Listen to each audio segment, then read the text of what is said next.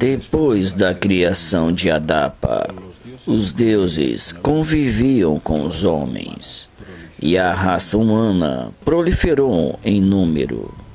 Os Anunnaki exigiam mais escravos primitivos para suas tarefas, mas pouco a pouco deixaram de os utilizar como mineradores para utilizar o ser humano para todo o tipo de tarefas.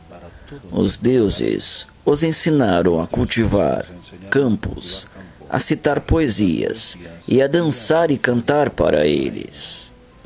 Até que alguns homens foram ordenados sumos sacerdotes para construir templos para os venerar.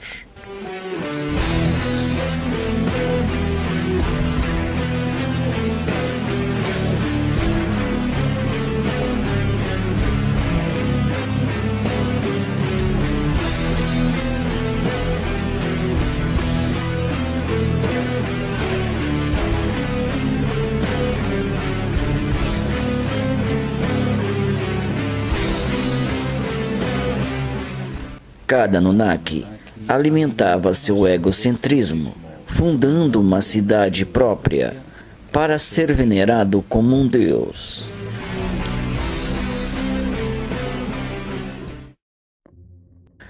Tudo o que sabemos sobre os Anunnaki se deve a um excepcional descobrimento que teve lugar na Bíblia, cidade de Nínive, antiga capital assíria.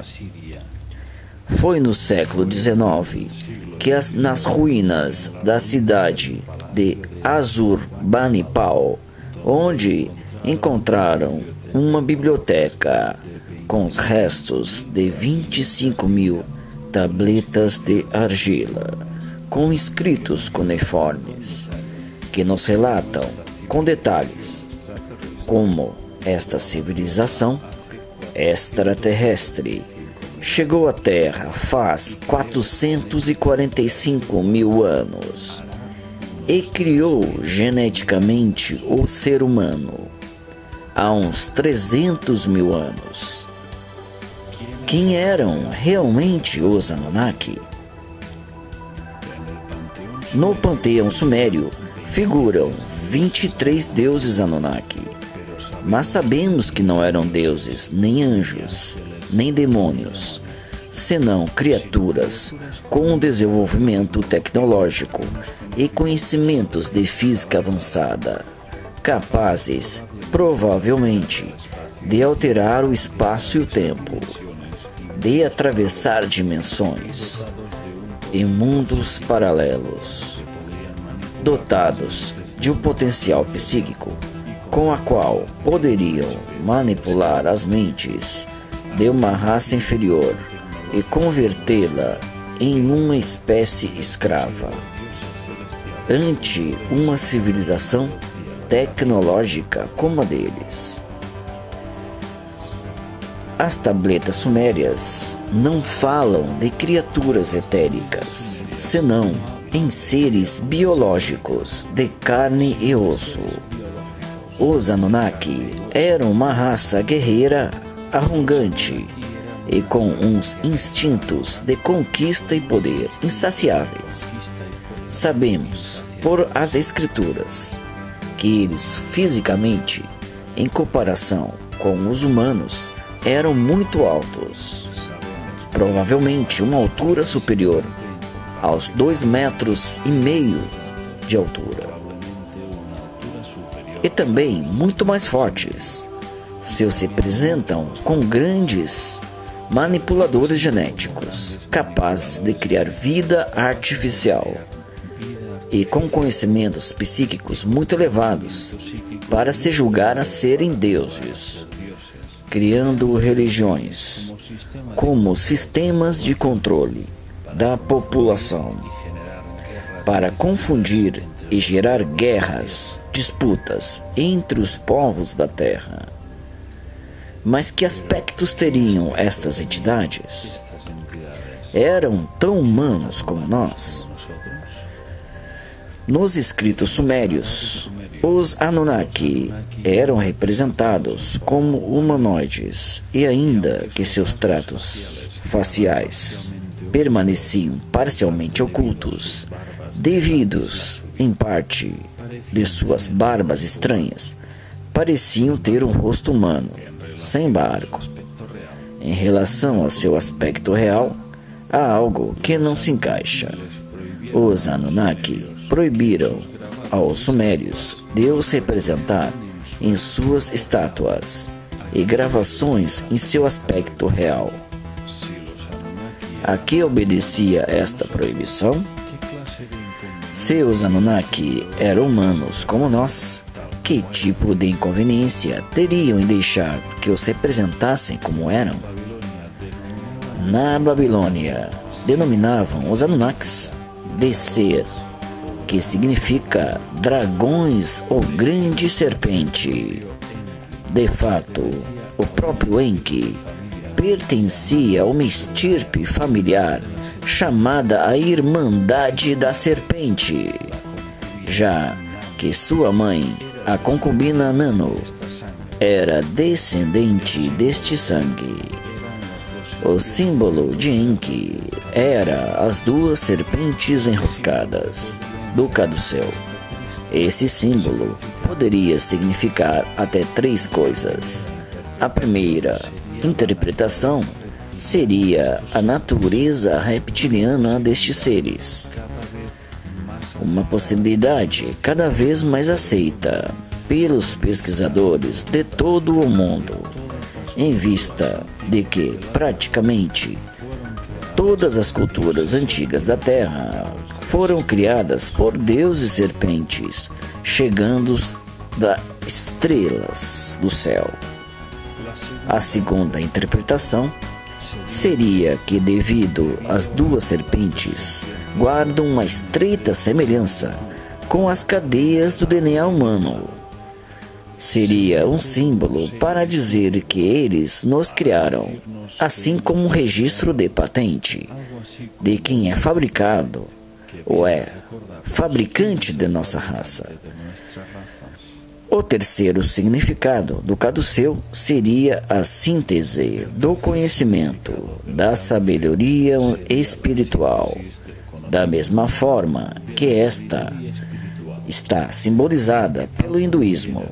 A serpente enroscada é a energia da Kundalini, que o homem guarda em seu chakra sacro sexual, na espera em que ascenda até a iluminação, percorrendo todos os centros energéticos até alcançar o sétimo e último chakra, o coronal.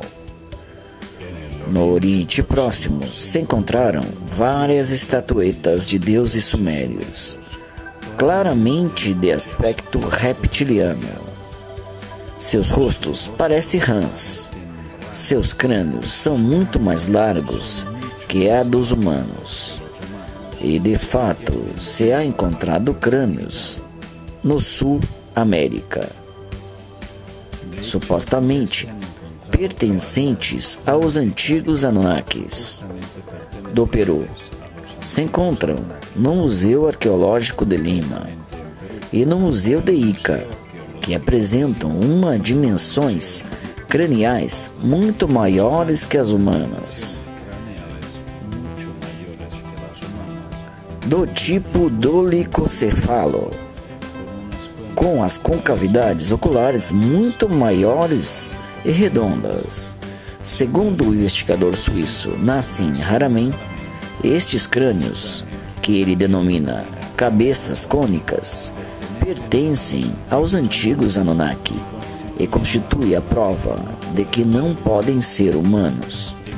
Em contrapartida, aos que argumentam que essas deformações fazem parte de algumas culturas para parecerem com os deuses, especialmente do Antigo Egito.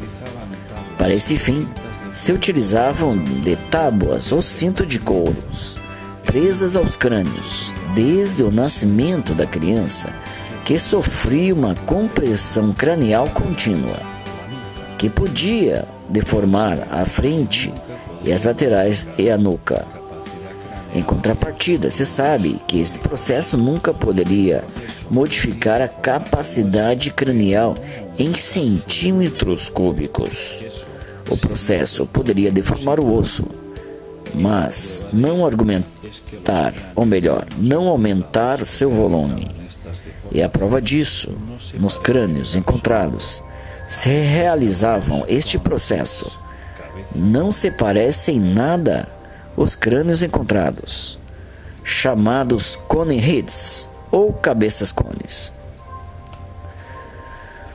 O maior tamanho de crânio que se tem conhecimento alcançava uns 1980 centímetros cúbicos. Sem embargo, algum desses mistérios, esses crânios alcançava uns incríveis 3.200 centímetros cúbicos. Uma diferença importante.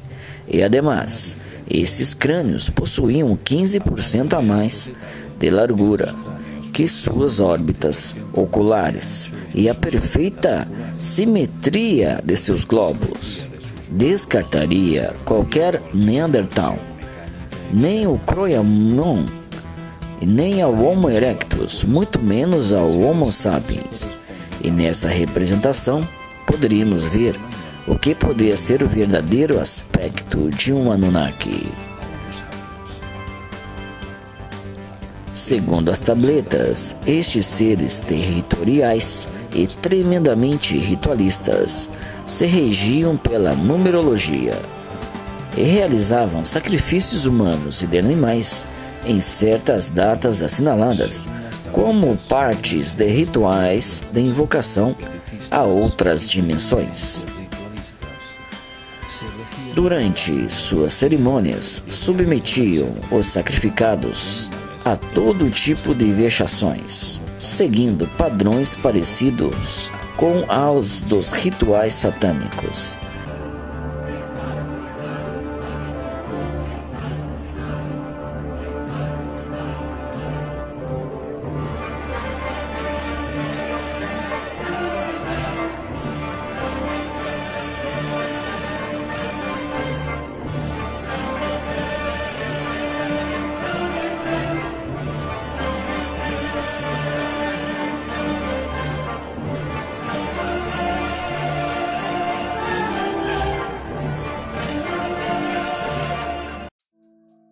Lhes faziam beber e comer excrementos, e os torturavam até o limite de suas forças, para lhes gerar um estado de pânico total, e dessa forma gerar uma energia da qual se alimentavam.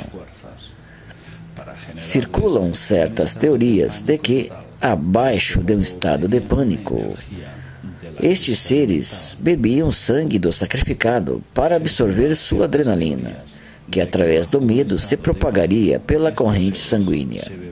E isso os proporcionaria um grande prazer, em que era contrário a essas práticas, e lutava para liberar o ser humano de sua escravidão, através da fundação das chamadas antigas escolas de sabedoria, que tanto proliferaram no Egito, em que pode-se considerar um benfeitor para a humanidade e responsável de que o homem fosse depositário do conhecimento espiritual.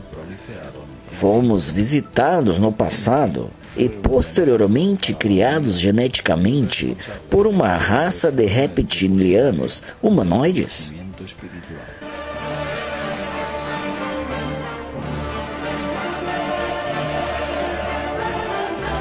Ainda que as evidências apontam irrefutavelmente para essa direção, o poder mundial oculto e também esconde essa realidade, com o propósito de que sigamos ignorantes sobre nossas origens, pois esse conhecimento poderia tremer as bases de todas as religiões do mundo e causariam uma grande revolução social sem precedentes, que obrigaria ao sistema educacional a mudar todo o ensino. E a ciência atual teria que admitir a invalidez de seus postulados. Entre 10 e 14 de abril de 2003, em plena invasão do Iraque, o exército dos Estados Unidos da América saqueou o Museu de Antiguidades de Bagdá e saqueou grandes quantidades de figuras e tabletes, que poderiam nos revelar mais detalhes da conexão reptiliana com os humanos. 80% dos 170 mil objetos que o Museu de Bagdá abrigava foram destruídos. Durante o saque, um incêndio do Museu Nacional de Bagdá destruiu artigos de incalculável valor.